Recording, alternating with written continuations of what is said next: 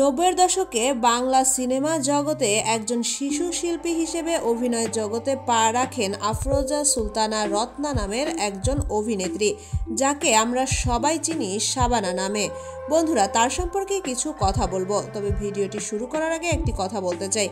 আমাদের ভিডিওটি যদি আপনাদের ভালো লেগে থাকে তাহলে অবশ্যই একটা লাইক দিবেন। 1952 সালে জন্মগ্রহণ করা জনপ্রিয় এই অভিনেত্রী অভিনয় জগতে পা রাখেন খুব অল্প বয়সেই। তার বাবার খালাতো ভাই ছিলেন চলচ্চিত্র পরিচালক। তার হাত ধরেই তিনি হয়ে ওঠেন রত্না থেকে শাবানা। রত্না তথা শাবানার সবথেকে পছন্দের পাত্রী ছিল তার খালামণি, যাকে তিনি সবথেকে বেশি পছন্দ করতেন এবং তার কাছে থাকতেই বেশি পছন্দ করে থাকতেন রত্না তথা শাবানা।